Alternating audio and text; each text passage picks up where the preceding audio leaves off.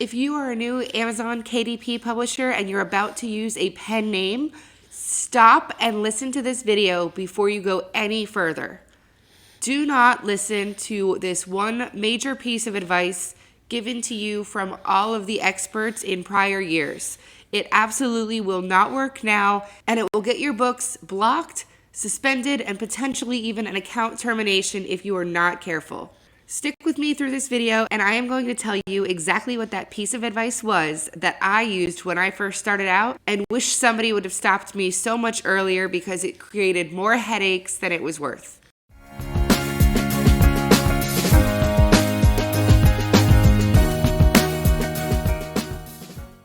Before I had even started to publish books on Amazon, I had decided that I wanted to use a pen name for my author name rather than my real name. This was a personal decision, and it doesn't matter one way or the other because Amazon does authorize the use of pen names as authors and contributors, so long as they stand up to their content guidelines. Now, when I started looking into ideas for pen names and deciding whether I should just make up a real person's name versus a company-sounding name, here is the huge piece of advice I came across so many times from expert KDP sellers who were thriving on the platform. The advice sounds great at first, and I'm going to tell you what it is. But I first want to make sure you hear me loud and clear when I say, do not take this advice. So what is it that the sellers suggest to use for your author pen name? What you'll see is that many sellers suggest using keywords as part of your author name.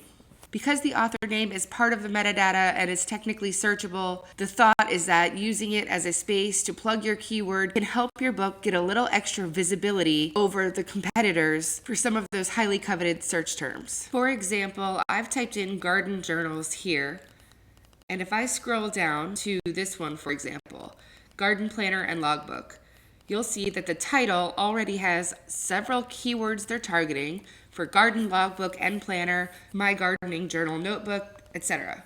And you'll see that here the author is listed as GK's Gardener's Logbooks. Now, since I've been doing a lot of competitive analysis for the last several months, I can tell that this is an independently published book, and I can see by clicking on the author's name that only 3 books pull up under that exact publisher account. And all 3 are, of course, garden planners and logbooks.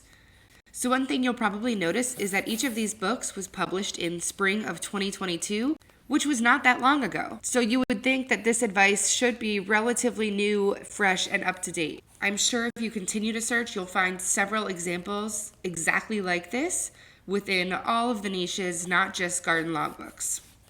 So here's another one by Garden Delight Press. And when I go to the author page, you'll see that it is a pen name used for only 5 books.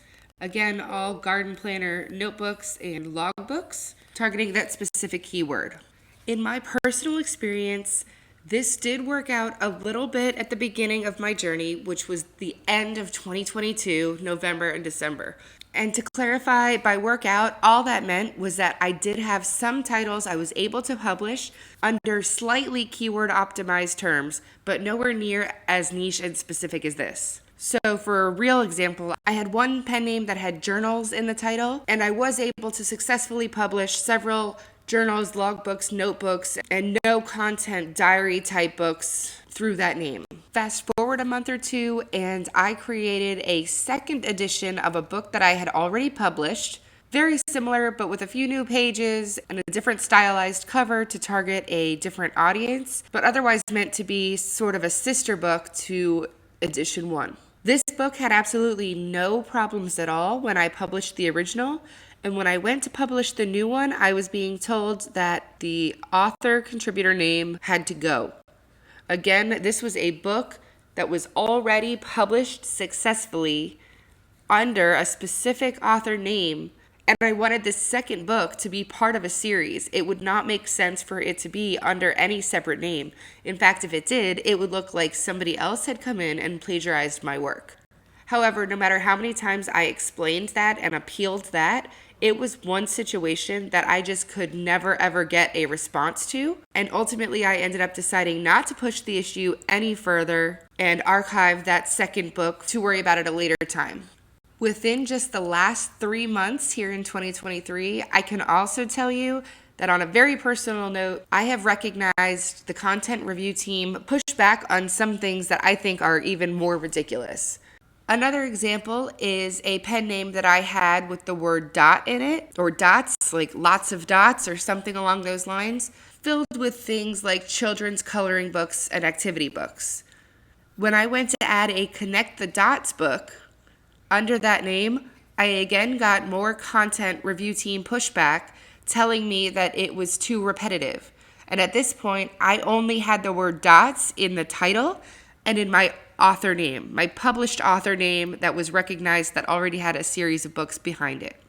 Now, of course, that's not exactly the real author name I used. You'll notice the YouTubers talking about KDP are not usually referencing their personal pen names, and that's to help maximize how much we can tell you and how helpful we are to you while minimizing any risk to ourselves and a lot of the personal research and behind the scenes work we've done to come up with niches that we're spending a lot of time creating for and putting out into market.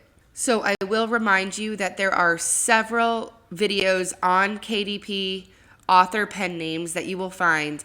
But I have to stress to you that you need to look at the date they were recorded and published. I'm recording this in June 2023. I have been publishing since November 2022. And even over the last few months, I have seen this situation get stricter and stricter. Keep in mind that even if you push through a book, publish it live with no problems from the review team whatsoever, that is not guaranteed to be the same for the next book you publish, even if it's so insanely similar to the first. You don't know what's going to trigger the flags, what the automated system is going to catch, and what the manual reviewers are going to approve if you try to appeal. So do not spin your wheels trying to make up something specific for every niche, because I feel pretty confident in saying that a book like Garden Delight, Planners, and Logbooks would absolutely not be approved in today's KDP world. Ultimately, would I recommend that you use your own name for publishing on KDP because of this? Not necessarily. Amazon makes it very clear that they are still open to pen names. They fully accept them, but I would remain hyper diligent about making sure you are not choosing pen names based on keywords or even including keywords, because you will have issues down the road. Thanks for joining me again in this video. I really hope you learned something today, and I hope I saved you some time and stress by learning from my mistakes so that you don't have to go through them yourself. But if you do have any questions or comments, go ahead and drop them below. I read and respond to every one of them personally. And as always, make sure to hit subscribe because I have a lot more in store for you regarding KDP publishing.